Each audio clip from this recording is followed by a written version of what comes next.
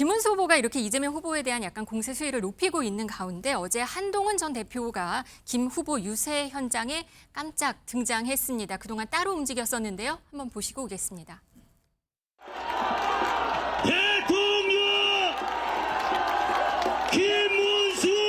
우리가 계엄 옹호론, 부정선거 음모론과 확실하게 선긋고 친윤 구태 정치와 확실하게 개혁할 것이라는 얘기해서 승리의 길로 가야 한다고 생각합니다.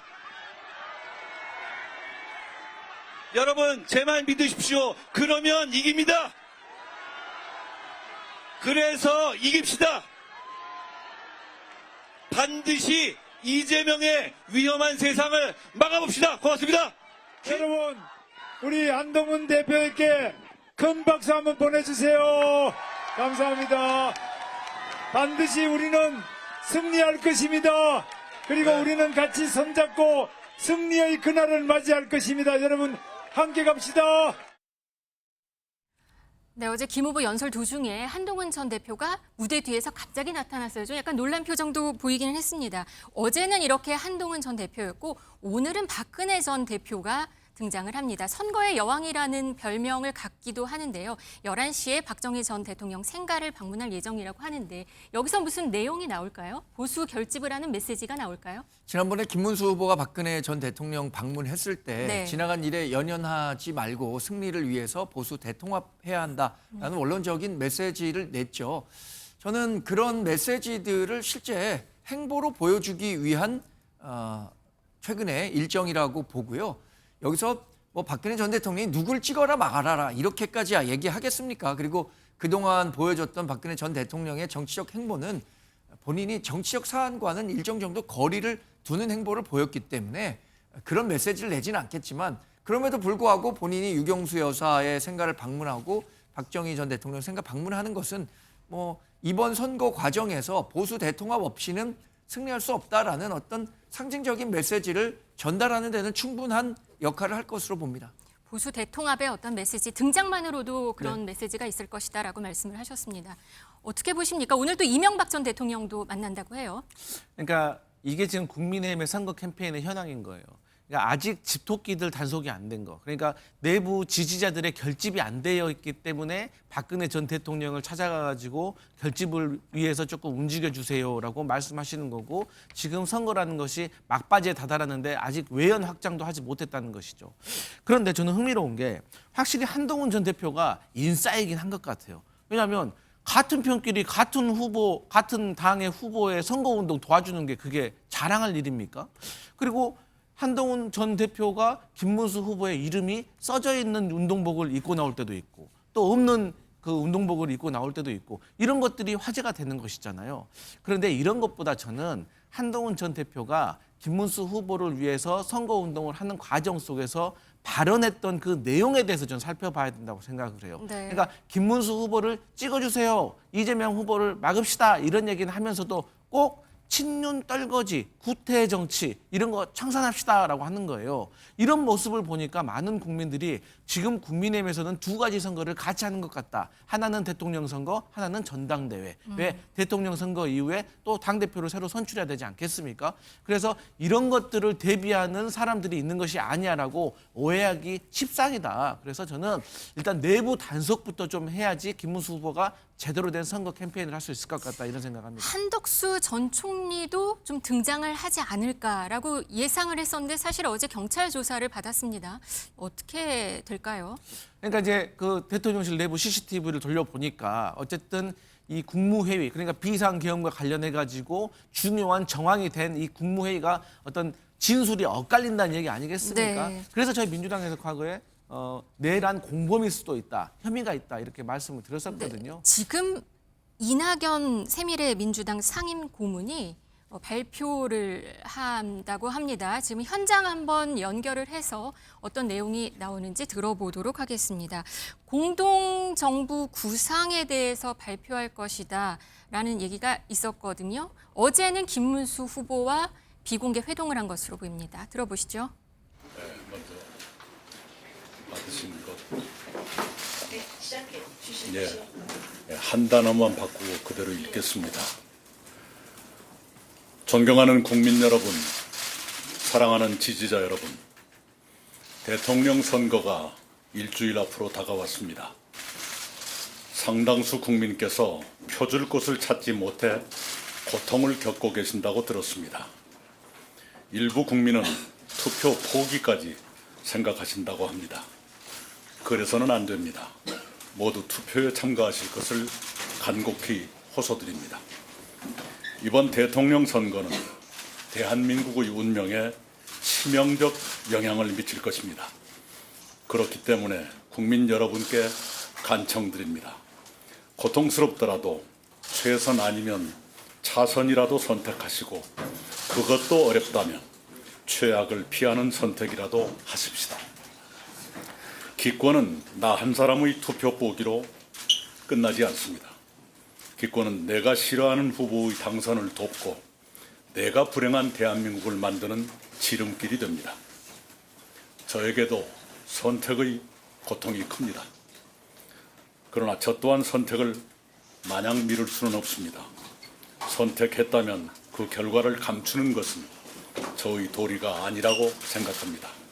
그래서 오늘 저는 그동안의 고심과 선택의 결과를 여러분께 말씀드리려 합니다. 일찍부터 저는 더불어민주당이 다른 후보를 내면 협력하겠다고 여러 차례 밝혔습니다. 범죄 혐의 없는 다른 후보라면 입법권과 행정권에 이어 사법권까지 장악하며 삼권 분립과 민주주의를 파괴하지는 않을 것이기 때문입니다. 그러나 더불어민주당은 그런 순리를 거부하고 사법 리스크가 하나도 해결되지 않은 후보를 내놓았습니다. 그 결과로 더불어민주당은 한 사람의 사법 리스크를 없애기 위해 입법권, 행정권, 사법권을 모두 장악하는 괴물 독재 국가로 가는 길을 선택했습니다. 어제는 국무총리, 검찰, 경찰, 방송통신위에 대한 국회의 통제를 강화해 그 기관들의 독립성마저 허물어뜨리기로 했습니다. 더불어민주당의 현역 국회의원도 현직을 떠나신 원로도 모두 침묵하며 괴물 독재 국가의 길을 따르고 계십니다. 그 모든 것이 더불어민주당의 기괴하고도 절망적인 실상입니다. 그렇게 더불어민주당은 제가 협력할 수 있는 여지를 처음부터 차단했습니다. 저는 아버지에 이어 2대째 민주당 당원이었습니다. 민주당에서 의무를 다하며 성장했고 기회를 누렸습니다. 그렇지만 법치주의와 민주주의를 파괴하는 괴물 독재 국가의 길까지 동행할 수는 없다고 저는 결론지었습니다.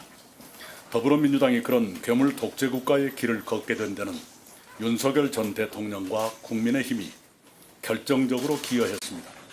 윤석열 전 대통령은 착오적 망상과 혼미한 오판으로 턱없는 비상계엄을 선포해 헌정 질서와 민주주의를 일거에 무너뜨렸습니다. 국민의힘은 미친 비상계엄을 막지 못했을 뿐만 아니라 사후에도 비상계엄을 일부 두둔하고 윤석열 전 대통령에 대해서도 애매한 태도를 취했습니다. 윤석열 전 대통령과 국민의힘의 그런 황당한 기류는 더불어민주당에 폭주의 구실을 주었습니다. 더불어민주당은 탄핵 세출을 통해 윤석열 정부를 쓰러뜨리며 내란 종식이라는 이름 아래 괴물 독재의 길로 질주했습니다. 비상계엄은 2시간 33분 만에 국회의 해제 결의로 막을 내렸고 윤석열 전 대통령과 관련 부하들은 자리에서 쫓겨나 내란 혐의 재판을 받고 있습니다. 비상계엄은 헌정 질서와 민주주의를 파괴했지만 신속한 계엄 해제와 대통령 파면을 포함한 사법 절차 진행은 국회의 계엄 해제 결의와 탄핵 소추 같은 견제 기능이 살아있기에 가능했습니다. 비상계엄과 내란 혐의는 수사기관과 사법부가 헌법과 법률에 따라 수사, 기소하고 심판해 왔으며 앞으로도 그럴 것이고 또 그래야 한다고 저는 믿습니다. 그러나 지금 더불어민주당이 예고하는 괴물 독재국가는 비상계엄과 또 다른 의미에서 심각합니다. 한 사람이 입법, 행정, 사법의 3권을 장악하고 자신의 사법 리서클을 완전히 없앨 때까지 무리한 방법을 계속 동원한다면 그것은 법치주의와 민주주의를 파괴하는 폭거가 될 것입니다. 더구나 한 사람의 그런 위험한 시도가 다른 권력으로부터 아무런 견제도 받지 않은 채 자행될 수 있습니다. 국가 권력 전체를 한 사람이 장악하면 모든 견제 기능이 마비되기 때문입니다. 계엄 때처럼 견제 기능이 살아있느냐 아니면 괴물 독재 국가로서 견제 기능이 죽느냐의 차이는 엄청납니다.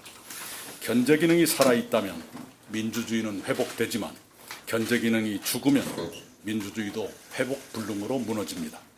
그렇게 대한민국이 괴물 독재 국가로 추락할 수도 있다는 점에서 이번 대선은 치명적입니다. 괴물 독재 국가 출현을 막는 일이야말로 대한민국이 당면한 최대의 숙제가 됐습니다. 저는 괴물 독재 국가의 출현을 막기 위해 나름대로 노력해 왔습니다. 그와 관련해 저는 김문수 후보의 거듭된 요청으로 어젯밤에 그를 광화문 제 사무실에서 비공개로 처음 만났습니다. 김문수 후보와 저는 괴물 독재국가 출현을 막고 새로운 희망의 제7공화국을 준비하는데 각자의 방식으로 협력하자는데 원칙적으로 합의했습니다. 우리 두 사람은 국민 통합을 위한 공동정부 구성과 운영, 제7공화국 출범을 위한 개헌 추진 협력, 2028년 대선 총선 동시 실시를 통한 대통령과 국회의 임기 불일치 해소 및 3년 임기 실천 등에 원칙적으로 의견을 같이 하고 구체적 협의는 양당에 맡기기로 했습니다. 저는 비상계엄과 잇따른 대통령 파면에 대한 성찰로서 대선 이후에 국민의힘을 비롯한 정계의 대대적 개편이 일어날 것이라고 전망했고 그는 수긍했습니다. 저는 윤석열 전 대통령과의 결별을 거론했고 그는 경청했습니다. 그는 저에게 선거 지원을 요청했고 저는 괴물 독재국가 출현을 저지하기 위한 저 나름의 노력을 계속하겠다고 응답했습니다. 김문수 후보와 저는 대학교 동기생으로서 지내온 시대를 함께 회고하고 정리하기도 했습니다. 김 후보는 저와 같은 날 같은 대학교의 다른 단과대학에 입학했으나 졸업은 그가 저보다 20년이나 늦었습니다. 그는 학생 시절부터 고통스럽지만 정의로운 노동운동가의 길을 걸었고 제적과 옥고를 치렀습니다. 그는 부인과 함께 노동운동을 계속했으며 그 후에 국회의원 3번과 도지사 2번을 지냈지만 지금까지도 봉천동의 25평 국민주택 아파트에 산다고 합니다. 그에게는 제가 수용하기 어려운 면도 있습니다. 간간히 돌출한 그의 극단적 인식과 특정 종교인과의 관계가 특히 아쉽습니다. 그럼에도 불구하고 그의 치열하고 청렴한 삶의 궤적과 서민 친화적이고 현장 밀착적인 공직 수행은 평가받을 만하다고 생각합니다. 특히 평택 반도체 단지 조성처럼 멀리 보는 정책의 결정과 추진은 아무나 하는 일이 아닙니다. 무엇보다도 당장 눈앞에 닥친 괴물 독재국가 출현을 막는데 그가 가장 적합한 후보인 것은 분명한 사실입니다. 그래서 저는 저의 한 표를 그에게 주기로 했습니다. 이상으로 오늘 보고를 마칩니다. 감사합니다. 네, 조금 전 새미래민주당의 당사 연결해 봤습니다. 이낙연 상임고문의 김문수 국민의힘 후보에 대한 공동연대 지지 선언이 있었는데 전날 두 사람이 또 모처에서 만나서 개헌과 또 공동정부의 연결고리로 이미 회담을 가졌다고 하고요. 관련된 이야기를 지금 나눴습니다. 선거 막판에 이제 당초에 반 이재명 연대라고 명명을 했었던 빅텐트를 좀 치는 것 같아요. 손학규 대표도 합류를 했고 어떻게 보셨습니까? 지금 대한민국 정치권에서 이재명 후보의 무능과 위험성에 대해서 가장 잘 아는 사람이 있다면 저는 이낙연 전 총리를 꼽을 수 있을 것 같습니다. 예. 2022년 민주당 경선 과정에서 그 과정을 이 전 총리가 다 목도했었던 거죠. 그 이후에 이재명 후보가 민주당을 장악하는 과정, 이른바 비명행사 이 공천 과정을 보면서도 네. 이재명 후보가 가진 정치적인 위험 이런 것들에 대해서 절감을 했을 겁니다. 그리고 또 하나는 제7공화국과 관련해서 김문수 후보와 공동정부 운영과 관련한 이야기를 깊게 나눴다고 했는데 네. 이제 87 체제를 벗어나서 새로운 틀에 맞는 우리 정치 체제를 마련해야 합니다. 그 과정에서 그것이 반개헌연대, 그게 반명연대로도 이어질 수 있다고 보는 거고요. 네. 이제 그 국민들께서 이낙연 전 총리가 깊이 고민했던 바를 한번 들어봐 주시고 평가해 주셨으면 좋겠습니다. 네, 선거 막판에 또 하나의 담론으로 부상하고 있는 개헌이 연결고리가 돼서 이낙연 전 총리의 공동연대 선언이 있었습니다. 사실 국민의힘 입장에서는 이 사람과의 연대가 조금 더 시급해 보입니다. 선거 막판에 단일화 전망 불붙고 있는데요. 일단 이준석 후보는 완주 의사를 분명히 하고 있는데 오늘 내일 혹은 6월 3일 전까지 좀 다른 뉴스가 나오지 않을까? 국민의힘을 비롯해서 이런 전망이 사그라들지 않고 있습니다. 사전투표 이틀 전이고요. 완강한 3위 후보, 이거 어디에선가 본 것 같다라고 느끼시는 분들 많을 것 같습니다. 지금 공동선대위원장으로 있는 안철수 의원의 지난 2번 대선 얘기입니다. 지난주 수요일 날 강을 건넜고요. 건너온 다리를 불살랐습니다. 우리 안철수 후보님께서 전폭적인 지지와 함께 적극적인 지원 활동을 해주시겠다는 말씀을 하셨습니다. 네, 정말 감사드립니다. 내가 지지하는 정당의 후보가 너무나 마음에 안 들고 자격이 없다는 것을 다 압니다. 상대방 떨어뜨리기 위해서 마음에 안 들고 무능한 후보를 뽑아서 그 사람이 당선되면 그 다음에 대한민국 어떻게 됩니까? 1년만 지나고 나면 내가 그 사람 뽑은 손가락 자르고 싶다고 또 그럴 겁니다. 저 안철수는 윤석열 후보를 지지하기로 했습니다. 국민 여러분, 늦어서 죄송합니다.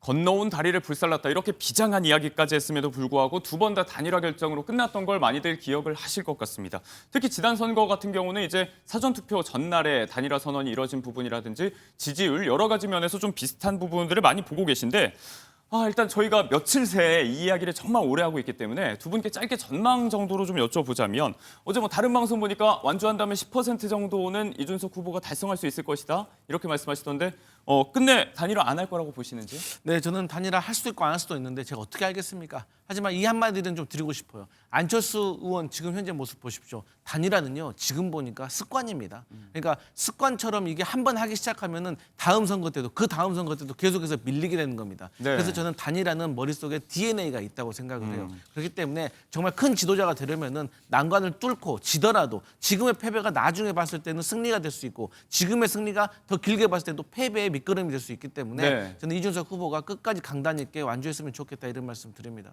이 이야기가 지지부진하니까 이제 전날 권성동 원내대표는 뭐 우리가 그렇게 목맬 필요도 없다. 뭐 당내에서도 유권자들이 사표 우려해서 알아서 전략적 선택할 것이다 이런 이야기가 나오고 있는데 오늘 보니까 내내 전향적인 발언하던 김용태 비대위원장도 조금은 기류가 달라진 것 같아요. 글쎄, 단일화 끝날 때까지는 끝난 게 아니다라는 각오로 이준석 후보와의 단일화 추구하겠죠. 예. 그것이 조금이라도 우리가 이번 선거에서 이길 수 있는 길로 가는 과정이라고 생각하기 때문에 그 가능성을 단 1%포인트라도 높일 수 있다면 단일화는 절대적으로 추구해야 하는 가치인데 그게 현실적으로 어렵다면 유권자 여러분들이 현명하게 판단해 주셔야 할 거라고 예. 생각합니다. 지난 2024년에 있었던 3자 구도 선거에서 부산 수영구는 후보자가 단일화가 되지 않은 상태에서 그 유권자들이 자동적으로 단일화를 하는 방식으로 정현욱 후보를 뽑았고 네. 장해찬 후보는 10% 아래 득표율에 그치면서 우리 후보가 당선될 수 있었는데 그런 식의 정치적 단일화, 유권자 네. 여러분들이 자연스럽게 해주는 단일화 가능성도 있다고 봅니다. 네, 가장 이상적인 단일화 타임은 지나갔고 이제 뭐 사전 투표 전날 마지막 대선 전날이 남았는데 이준석 후보의 완주로 끝날지 한번 지켜보도록 하겠습니다.